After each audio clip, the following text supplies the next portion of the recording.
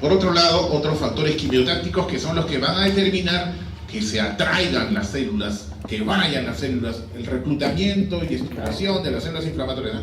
Reclutan, atraen, llaman o envían y también activan. En el caso de la inflamación aguda y en el caso de la inflamación crónica, ¿cuáles son las células que van a intervenir?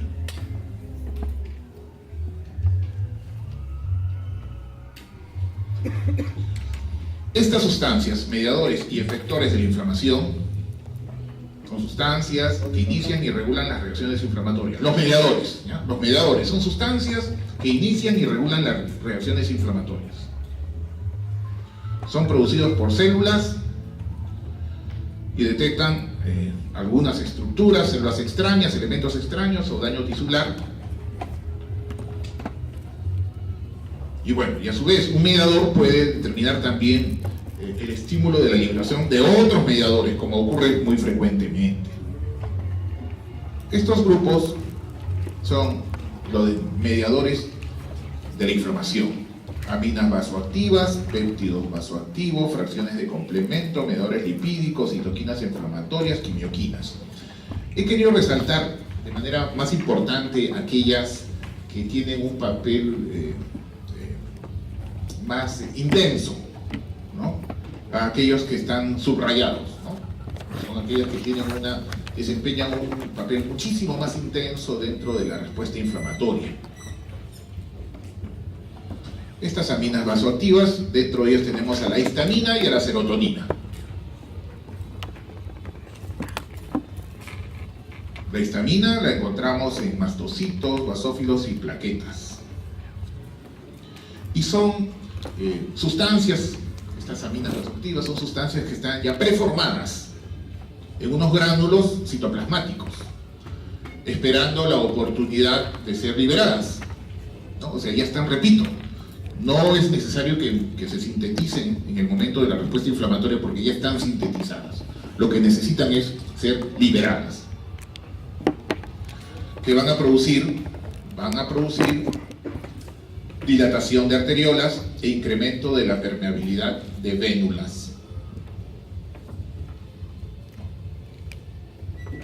Mientras que la serotonina la vamos a encontrar sintetizada fundamentalmente dispuesta en gránulos de las plaquetas, así como también en algunas otras células de tipo neuroendocrino como las células enterocromafines. Esta también incrementa la permeabilidad vascular. Los péptidos vasoactivos están también en vesículas secretorias, ¿no? Donde son acumulados de la sustancia P. Entre ellas encontramos o podemos mencionar a las quininas, al fibrinopéptido A, fibrinopéptido B y otros productos de degradación de la fibrina que están en estos péptidos, que incluyen a estos péptidos vasoactivos. Ahí están, ¿no? Estos van a determinar o van a intervenir en diferentes cascadas. La cascada del complemento, la activación del sistema de la coagulación, etc. Determinando una respuesta multifuncional, involucrando a diferentes sistemas. Estas van a tener esa característica en común a través fundamentalmente de la activación del factor 12 de Hagemann, como ya lo habíamos mencionado también. El sistema del complemento, estas son un conjunto de varias proteínas plasmáticas producidas principalmente por hepatocitos y que van a... no lo vamos a estudiar el sistema de complemento como tal, sino aquello que nos interesa de parte de ellos en la respuesta inflamatoria. Lo que nos interesa es dos aspectos, y bueno, aunque su función principal está dentro de ello también. Es que durante la activación de la cascada del sistema de complemento, se van a producir unas fracciones intermedias. Y estas fracciones intermedias nos van a ayudar en mucho para el incremento de la permeabilidad vascular, para la quimiotaxis, para la opsonización y también para la destrucción final de estructuras microbianas o de células infectadas, que es como normalmente debe ocurrir. Lamentablemente, existe también un conjunto de fenómenos patológicos, inmunológicos y no inmunológicos, en los cuales el sistema del complemento participa, determinando perjudicialmente una respuesta y modificaciones inflamatorias de los tejidos, como en algunos tipos de glomerulonefritis. Bien, estas fracciones del complemento van a determinar un conjunto de procesos en los cuales se van a activar una fracción a otra, hasta generar un conjunto de fracciones que tienen una actividad inflamatoria importante, como son las anafilotoxinas que hemos comentado.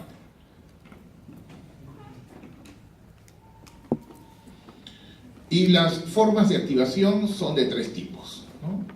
La denominada vía clásica, que se genera como consecuencia de un fenómeno de reacción antígeno-anticuerpo, la vía clásica. La vía alternativa, en la que la activación se produce a través de toxinas, a través de fracciones o partículas bacterianas, ¿no? A diferencia de la clásica, ¿no? Y la otra es la vía de la manosa, ¿no? Del enlace o ligadora de la manosa. Estas van a tener algunas características particulares de este primer proceso. Lo importante es que estas arriban a una vía común. Es la vía común en la cual se van a producir la activación de la fracción de complemento C3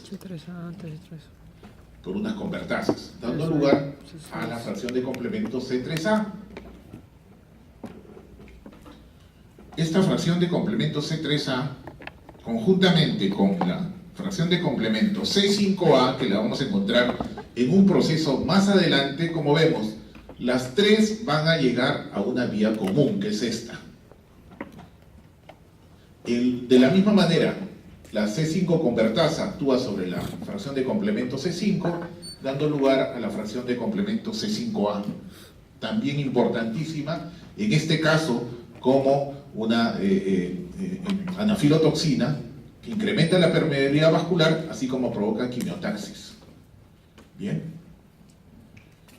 Y también se va a provocar la activación de la fracción de complemento C3b. La fracción de complemento C3b, que es una forma activada, va a participar de la respuesta de la destrucción de los gérmenes y otros elementos de las células infectadas, como es la destrucción de ellos a través de la opsonización que comentábamos. Finalmente, en la continuidad de esta vía común, se va a llegar a producir, cuando llega hasta este punto, ¿no?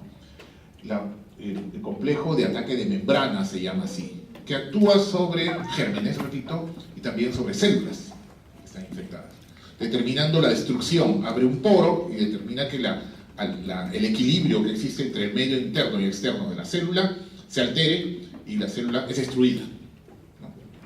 Que es otra de las formas en las cuales se va a actuar allí. Esto hace el complemento. De tal manera que estamos viendo de cómo es que en este proceso se está determinando la formación de lo que hemos comentado, ¿no? Lo importante, la fracción de complemento C3A, C3b, C5A, el complejo de ataque de membrana y la lisis celular. En las diapositivas posteriores se explica un poquito los mecanismos específicos por los cuales se activa alguna de estas vías, con los diferentes pasos que bueno, pueden revisarlo. Pero repito, lo importante es que a través de estas diferentes vías o estímulos vamos a llegar al mismo objetivo. Este es en el caso de la vía alternativa, que dijimos que esto era a partir de toxinas, partículas bacterianas, etc., ¿no?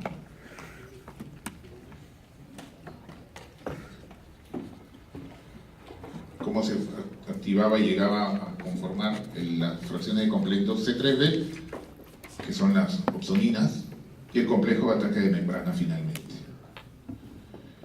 En el caso de la vía de las lectinas, también se utiliza otro mecanismo que es útil también para algunos otros gérmenes diferentes de los anteriores, en donde se va a activar ello, como vemos aquí de este modo, hasta la activación de la fracción de complemento C1, donde ya luego se hace, continúa el procedimiento similar al que se utiliza en la vía clásica hasta llegar a la vía común.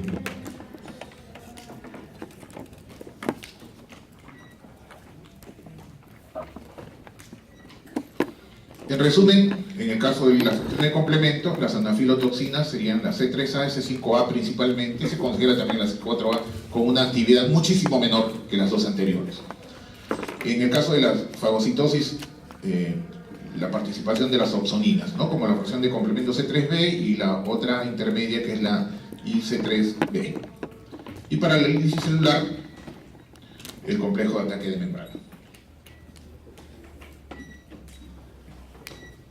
Ese es el papel, repetimos nuevamente lo de las anafilotoxinas, y que existen algunas circunstancias en las cuales se va a producir alteraciones, enfermedades relacionadas a la actividad de las fracciones de complemento, y que las tenemos allí, ¿no? Glomerulonefritis membrano proliferativa, lo que hemos comentado hace un momento, infecciones bacterianas piogénicas, infecciones por Neisseria, etc. Es decir, algunas enfermedades genéticas van a determinar la alteración de una de las fracciones de complemento o de algunas de las enzimas activadoras, y que van a determinar por consiguiente que si se activó la vía clásica o de las lectinas, la vía alternativa o de las lectinas en el caso de una infección microbiana, no lo pueda controlar, no pueda participar en la formación de fracciones de complemento C3A o C5A. Por consiguiente, se va a generar una respuesta inflamatoria no exitosa, y por eso encontraremos infecciones bacterianas piogénicas, como la Neisseria, que es la gonorrea, hemólisis, trombosis, lupus eritematoso sistémico, etc. Respuestas alteradas porque el sistema de complemento no está completo, o no está trabajando correctamente, o alguna enzima no está activando alguna de las fracciones correspondientes.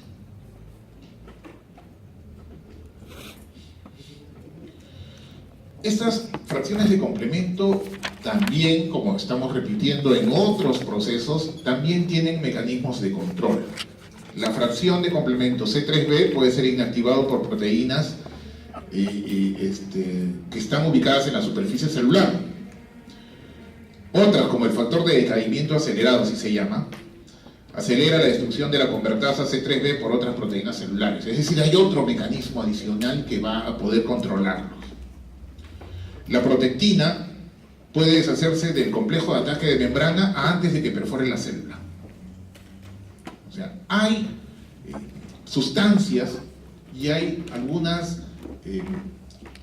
resguardos de que la respuesta sea lo más benigna posible y que no sea una respuesta exagerada, desproporcionada, sin límite. No, tiene que haber también un mecanismo de control.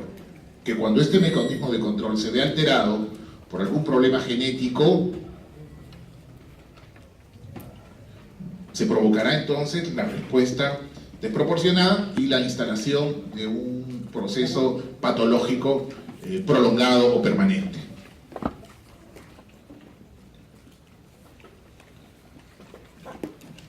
En el caso de los mediadores de información derivados de células, tenemos a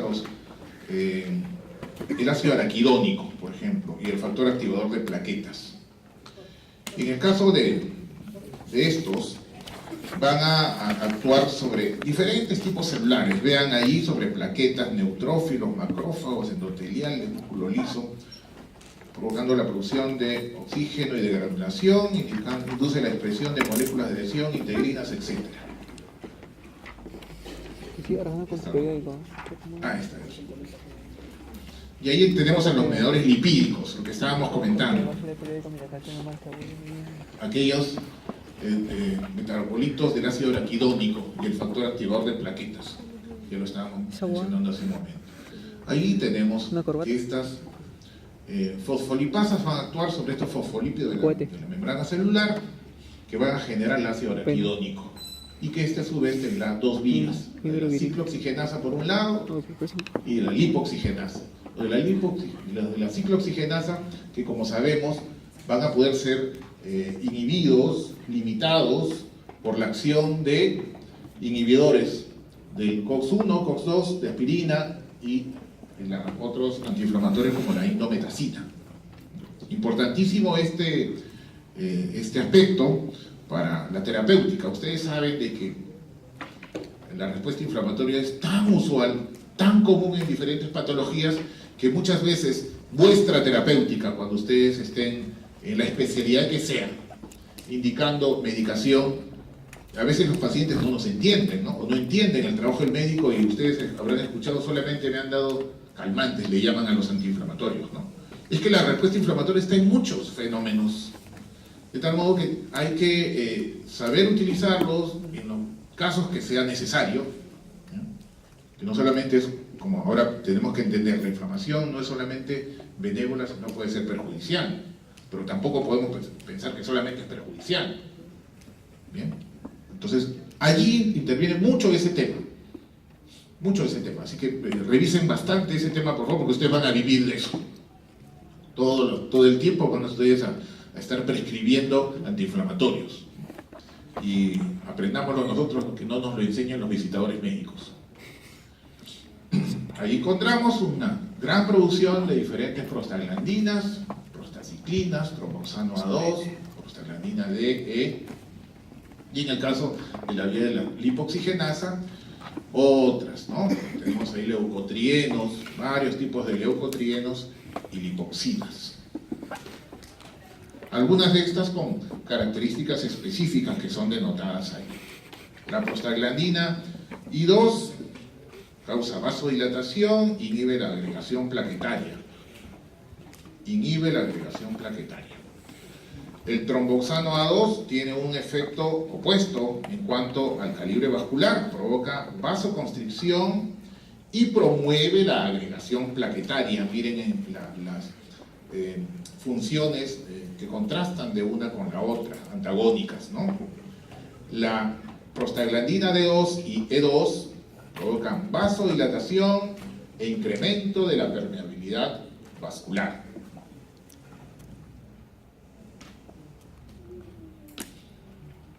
El leucotrieno B4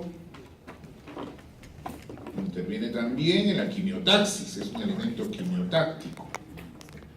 El leucotrieno C4, D4 y E4 provocan broncoespasmo, es decir, contracción de la musculatura bronquial, que es músculo liso, ¿no? También provoca incremento de la permeabilidad vascular. Mientras que, por otro lado, que ya los habíamos comentado, en los mecanismos de control de la inflamación o antiinflamatorios, tenemos a las lipoxinas, ¿no? Las lipoxinas que van a provocar inhibición de la inflamación.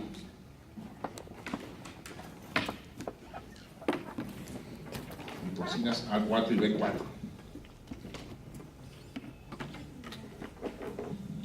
Algunos de estos leucotrienos, decíamos entonces, provocan estimulación de la contracción del músculo liso, incrementan la permeabilidad vascular y también en algunos casos algunas manifestaciones del asma. Las lipoxinas, también dijimos, suprimen la inflamación por inhibición del reclutamiento de leucocitos. Dicen: no, leucocitos, no vayan. Así como el cómico, ¿no? Efecto proinflamatorio en aterosclerosis y trombosis. Lipoxinas. El otro elemento también de estos lipídicos era el factor activador de plaquetas. Estos son generados por acetilación de ácido isofosfatídico, activan procesos como el reclutamiento de leucocitos, o sea, la atracción de leucocitos hacia un lugar. Ahí interviene este factor activador de plaquetas, ya lo vimos en algunas diapositivas anteriores. Interviene también dependiendo del momento y la dosis de la cantidad de sustancia liberada, de vasodilatación o vasoconstricción. Siempre incremento de la permeabilidad vascular y activación plaquetaria, como dice su nombre, ¿no? Las citoquinas. Las citoquinas son estos mensajeros tan famosos que hemos estado comentando desde el día de ayer. Bueno, uno de ellos, ¿no? Y que en la respuesta inflamatoria va a haber algunos que van a destacar mucho más que otros. No son los únicos, ¿ya? Pero estas proteínas van a ser producidas por algunos tipos de células determinados. Se le llamaba antes así linfoquinas a las producidas por los linfocitos, monoquinas por los monocitos y así, ¿no? Pero estas en general van a actuar en diferentes etapas de la respuesta inflamatoria y van a destacar dos citoquinas en estos fenómenos inflamatorios agudos, como son la interleuquina 1 y el factor de necrosis tumoral alfa, que, como se señala ahí, son importantísimas en el desarrollo, como en la amplificación, como se señala ahí, de la respuesta inflamatoria. Muy, muy importantes. Miren, a nivel de las células endoteliales, interviene en la expresión de moléculas de adhesión, en la producción o inducción en las células endoteliales de citoquinas, eicosanoides, quimioquinas y radicales de oxígeno. En los neutrófilos va a generar que estos se incrementen en un sector determinado, ¿no? Y también en las manifestaciones clínicas como efectos sistémicos de la inflamación, y ahí tenemos a la fiebre, la inapetencia, hipotensión, incremento de la frecuencia cardíaca y en la liberación de corticosteroides y ACTH, ¿no? De tal modo que el papel es muy, muy importante en diferentes aspectos. De tal manera que ahí podemos darnos la explicación de lo que también comentábamos el día de ayer temprano. La presencia de fiebre, anorexia, ¿no? Hasta diríamos la tendencia al sueño también que se genera ahí.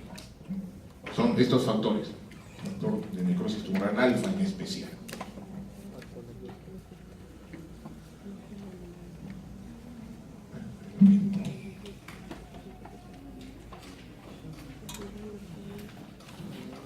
La actividad de ellas, como estamos viendo, aquí graficando lo que hemos comentado hace un momento,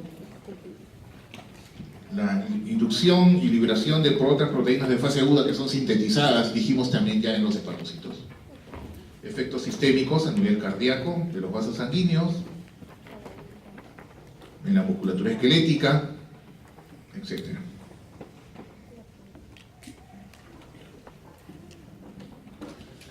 Los otros tipos de citoquinas, como son las quimioquinas, también estamos viendo que cumplen un rol fundamental.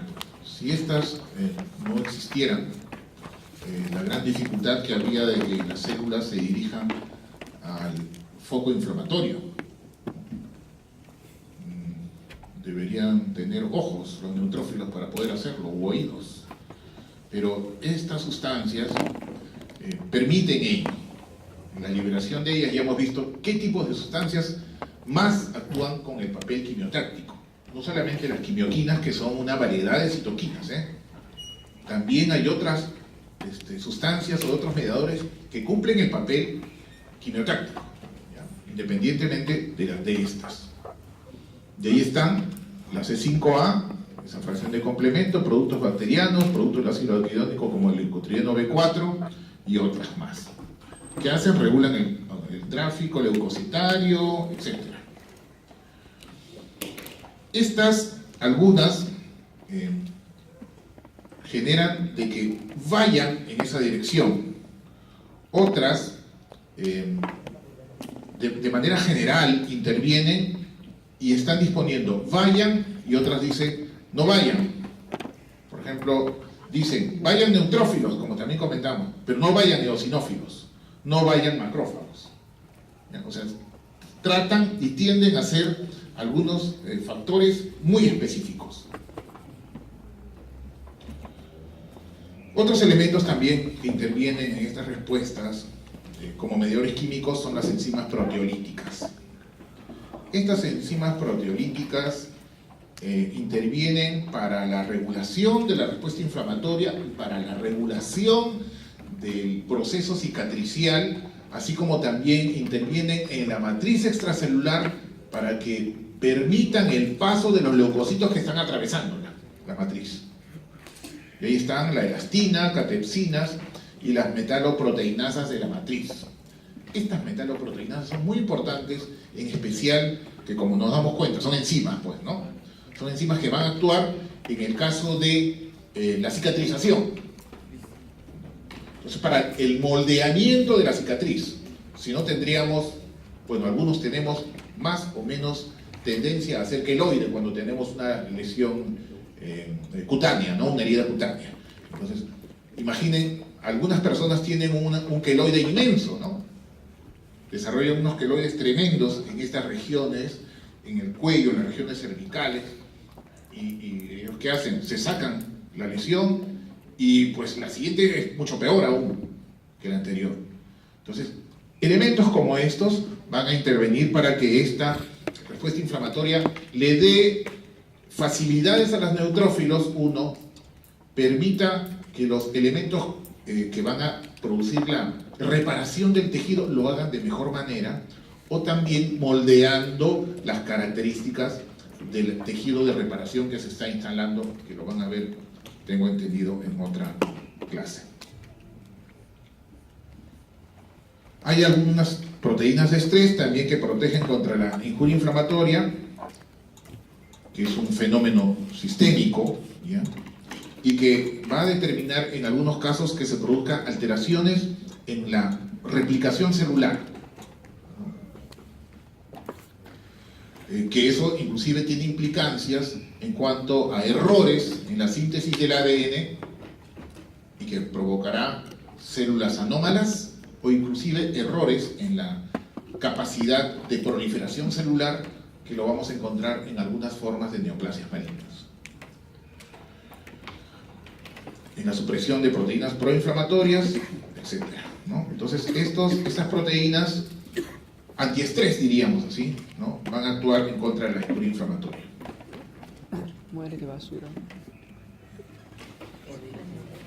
Conocemos ya cuáles son los elementos celulares de la inflamación aguda, que lo hemos ido comentando, ¿no? Pero ustedes saben que la vedette principal, ¿no? Es el neutrófilo. Disculpen el término de vedette que está tan desacreditado.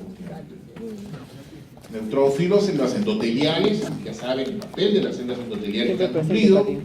Monocitos y macrófagos intervienen, aunque característicamente intervienen en la inflamación crónica, también lo hacen en la inflamación aguda, ¿eh?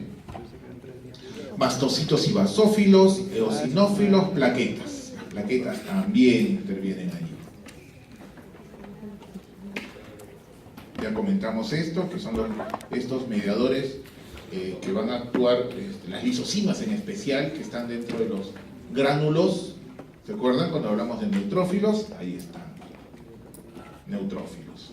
Células endoteliales, mantienen la integridad vascular, regulan la agregación plaquetaria, regulan la contracción y relajación vascular, median el reclutamiento de leucocitos en la inflamación, ya lo vimos, ¿no? Los monocitos y macrófagos regulan la respuesta inflamatoria, las vías de coagulación y fibrinólisis, la respuesta inmune, etc., ¿no? Todo lo que produce mastocitos, otra de las células inflamatorias que vamos a encontrar ahí. Estas están en varios tipos de tejido y están a la expectativa, ¿no? Así como los macrófagos están a la expectativa de cualquier estímulo externo. Los eosinófilos participan en reacciones alérgicas, reacciones inflamatorias por infecciones parasitarias, en alguna forma de inflamación crónica. Las plaquetas promueven la formación del coágulo en el trombo, regula la permeabilidad vascular y regula la proliferación de células mesenquimales.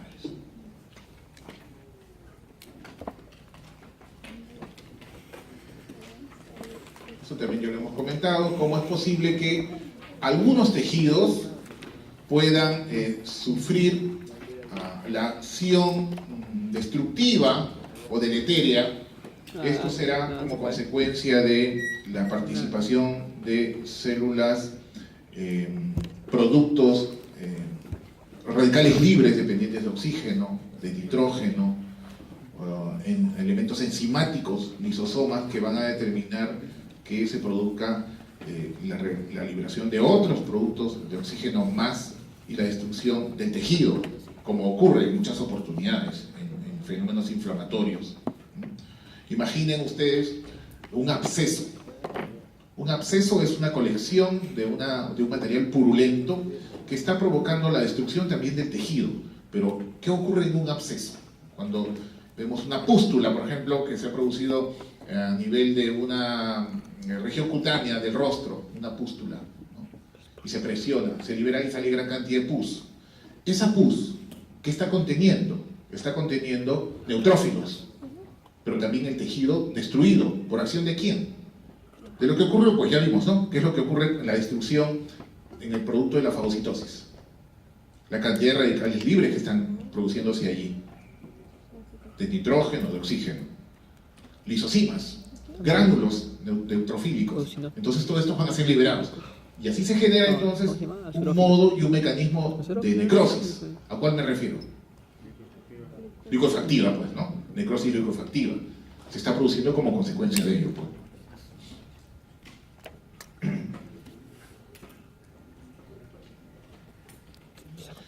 Evolución de la inflamación aguda. Puede ir, también ya lo comentamos, puede regenerar el tejido. Se controla todo y el tejido se recupera, vamos a decir así, ad integrum. Vuelve todo a la normalidad. No vemos pero ni una sola cicatriz en absoluto. ¿Quiénes lo hacen mejor? Lo hacen mejor aquellos tejidos que tienen una mejor capacidad de división celular. Quienes no, o quienes lo tienen en menos, tendrán entonces tendrán a disposición otra posibilidad, como es la reparación o fibrosis. Y ahí se producirá una cicatriz, en mayor o menor grado. O de lo contrario, si es que no se ha resuelto por regeneración o reparación, la otra alternativa es que el estímulo inflamatorio persista y ya intervendrán ahora unas células adicionales, ¿no? Se convocarán y reclutarán a otro tipo de células. Y esto se denomina así a la inflamación crónica.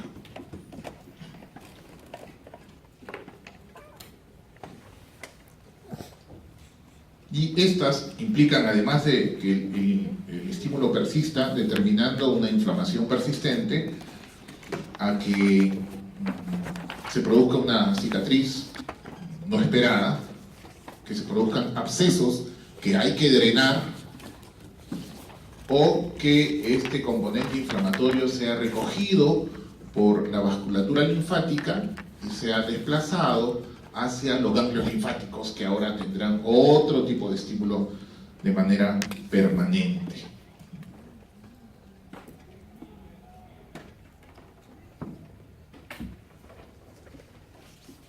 Y cuando ocurre este estímulo permanente, persistente, ¿qué ocurre entonces? Que todos los elementos que hemos visto que van a tratar de reclutar a estas células inflamatorias lo harán de manera sostenida y tendremos entonces en ese foco la presencia de un número importante de células inflamatorias que puedan ser, dependiendo del tiempo, del papel que se esté cumpliendo, neutrófilos o macrófagos y o linfocitos.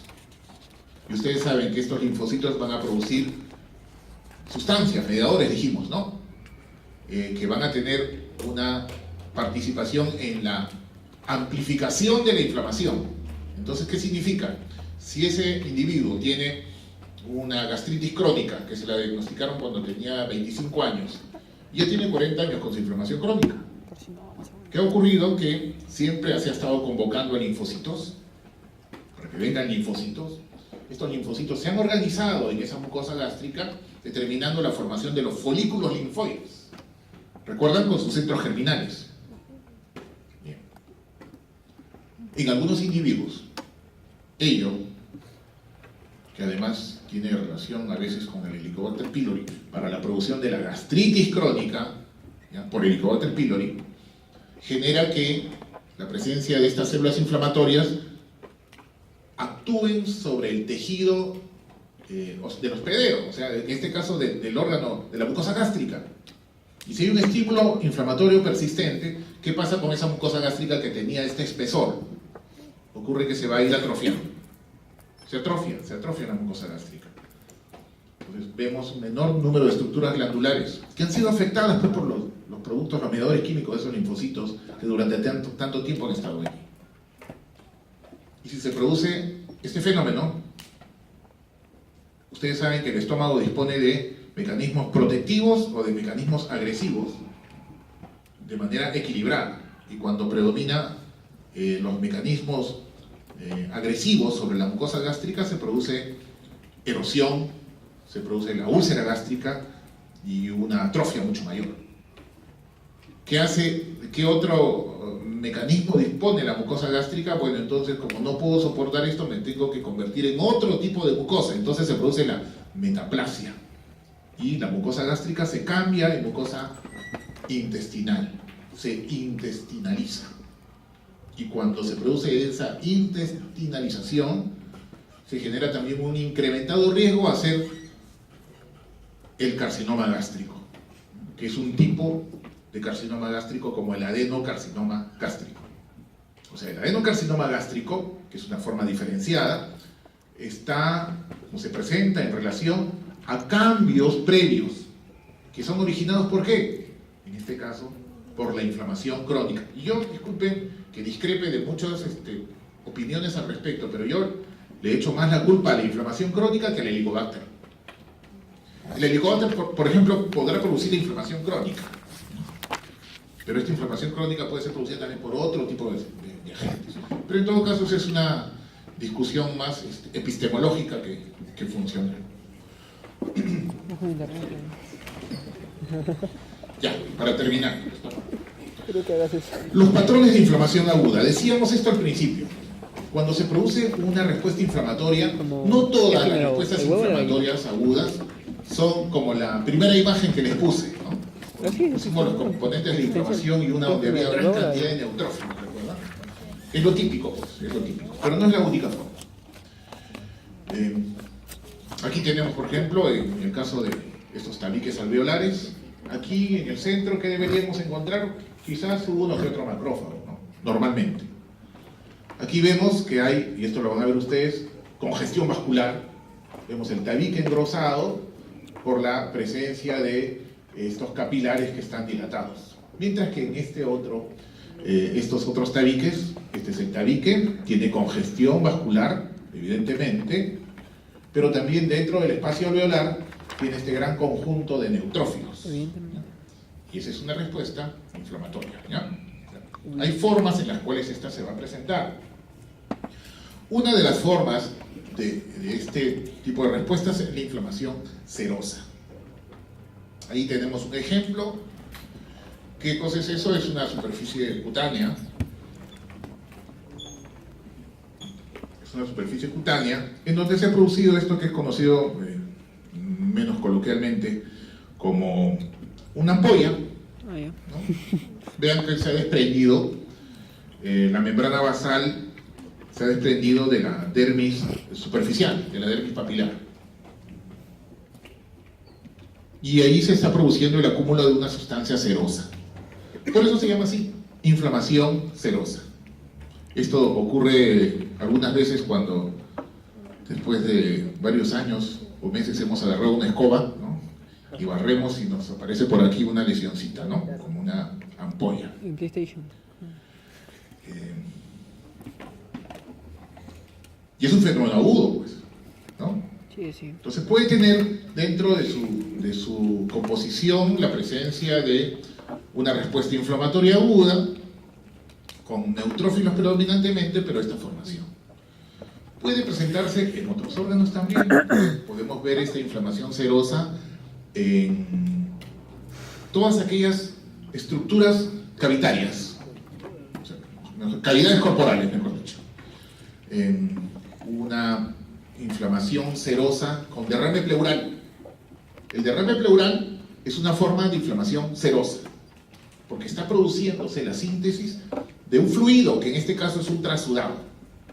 ¿Ya? Y se produce ese trasudado en el líquido pleural, o sea, eso se llama hemotórax, perdón, neumotórax, no, hidrotórax, perdón, hidrotórax. También se puede presentar en la cavidad pericárdica y se llamará hidropericardio, ¿no? También esas formas de inflamación serosa, inflamación serosa. Pero la inflamación serosa no siempre se presenta sola, también puede presentarse acompañada. Hablamos hace un momento de la cavidad pericárdica, y eso que tenemos ahí a la izquierda es el corazón, ¿no? Está el pericardio, ha sido abierto. Entonces tenemos esto de aquí, es el corazón. No parece un corazón normal, ¿no?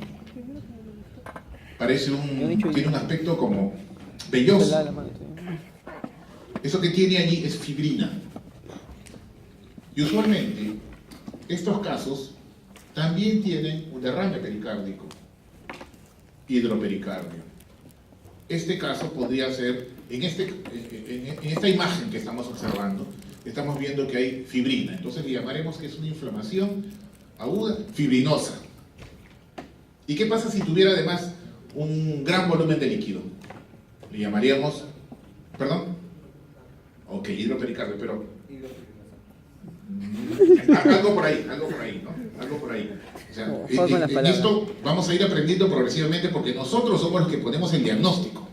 Y el diagnóstico no lo ponemos de memoria. El diagnóstico lo hacemos porque en esta parte estamos aprendiendo. Entonces decimos, inflamación crónica o aguda, cero fibrinosa. Sí, cero fibrinosa. Entonces decimos, señor, lo que usted tiene es una pleuritis cero fibrinosa. ¿Por qué? Porque tiene fibrina y porque tiene líquido en ese espacio pleural. Cuando ustedes por eso dicen, ¿de qué se trata? Es una apendicitis aguda. O ustedes dicen, porque encuentran gran cantidad de pus, encuentran y dicen, es una apendicitis aguda supurativa. Entonces se dan cuenta que estamos poniendo el diagnóstico. Ese diagnóstico de ustedes lo van a hacer. Y no es por memoria, es porque ustedes están diciendo, encuentro fibrina, encuentro este componente seroso, encuentro gran cantidad de pus. ¿Se dan cuenta? Ese diagnóstico ya van a poder hacerlo ustedes. Y lo van a ver esto también como en el caso de la nomenclatura de las neoplasias, ¿ya? De las neoplasias. Ustedes, algunos se pondrán a pensar, pues, o algunos de nuestros amigos, familiares dicen, tal cantidad de neoplasias malignas, nada más, malignas, que existen, tal cantidad de linfomas que existen, nada más que linfomas, y linfomas no Hodgkin, ni siquiera todos los linfomas. ¿Cómo poder aprenderse de memoria tanto? No es que uno se aprende de memoria, lo que ocurre es que nosotros le vamos a dar la denominación en función de las características de ese linfoma. Así nos enfrentamos frente a un linfoma no Hodgkin difuso de células grandes B hendidas, CD30 positivos o negativos. Entonces estamos haciendo el diagnóstico, a menos que sea un epónimo, pues, ¿ya?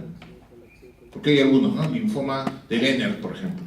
Ya, bueno, ese sí, pues tendremos que aprendernos de memoria, ¿no? Como muchas enfermedades. Pero la gran mayoría de casos no son así. Este de aquí es una inflamación supurativa o purulenta. Miren ahí a la izquierda, abajo. ¿Púselo blanco? En este tejido que es pulmón. Vean los tabiques, ¿no? Vean cómo se ha producido un absceso. Dice, aquí se está produciendo una gran necrosis de ese componente. Gran cantidad de neutrófilos. Imagínense todos los otros elementos que ya hemos comentado que se presentan ahí, ¿no? Entonces, siempre que haya pus, siempre que haya gran cantidad de neutrófilos, entonces será una forma de inflamación aguda supurativa, muchachos. Supurativa. Que tiene relación con la pus, ¿no? Supurativa. Caracterizada por presencia de neutrófilos, necrosis licuefactiva y edema. También se generan algunas formas ulcerativas en un fenómeno agudo, repito, ¿no? Y se puede presentar como un fenómeno agudo o como un fenómeno crónico. Úlceras. Las úlceras las vamos a encontrar en qué tipo de estructuras. ¿En el hígado vamos a ver una úlcera? No, pues, ¿no? Las úlceras las vamos a encontrar que se van a producir en superficies mucosas o cutáneas epiteliales. Entonces, puede haber una úlcera esofágica, por supuesto, una úlcera vaginal, por supuesto, una úlcera endocervical, por supuesto, gástrica, cutánea. Ahí puede haber úlceras.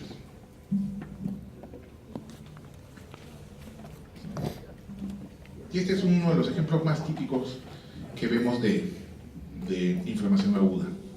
Este es un apéndice secal normal, tiene una superficie brillosa, lisa. A veces así se sacan apéndices, pues, ¿no? Se interviene quirúrgicamente porque el paciente presenta un cuadro de dolor abdominal de probable origen quirúrgico. Entonces sospechan de una apendicitis, ¿no?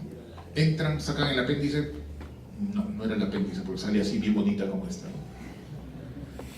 Y la imagen histopatológica es la que ustedes ya conocen, en histología. Este es un corte transversal, la mucosa, placas de Peyer, la capa muscular, ok, eso es lo normal.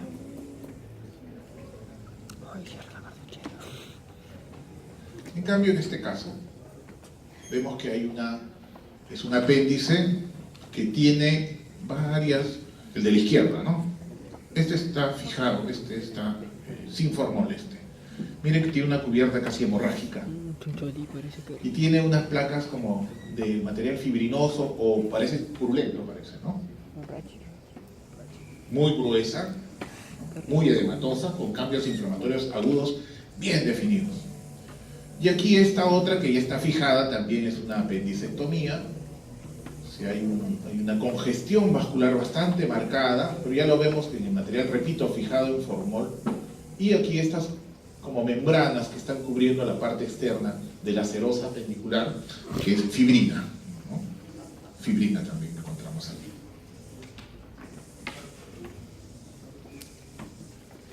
Y a la histopatología, a la izquierda vemos que hay una mucosa aún algo conservada. Este es del Damjanov, creo que es. Una mucosa aún conservada, no es lo usual. La imagen del caso que ustedes han visto en prácticas, o no lo han visto todavía, ¿no? Van a ver una apéndice fecal, una apendicitis aguda. Ay, la que han visto para necrosis licuefactiva, creo que es. Entonces van a ver que esto ya está ulcerado, ¿ya? Y aquí hay un componente inflamatorio muy intenso que llega hasta la capa muscular. Y cuando vean esa lámina, vayan hasta la serosa y traten de ubicar estos vasitos, ¿ya? Hay unas vénulas pequeñas ahí donde van a ver esos cambios inflamatorios, van a ver la marginación. Hay neutrófilos que están ahí en la parte periférica. Aquí observen este tejido conectivo con gran cantidad de neutrófilos, pues, ¿no? Abundantes neutrófilos. Supurativa, ¿no? En este caso a la izquierda sí se ve que ya hay una erosión, una ulceración de la mucosa. A la derecha está la serosa con ese componente inflamatorio abundante. Creo que hasta allí nada más. Esta es la relación de las referencias, ¿ya?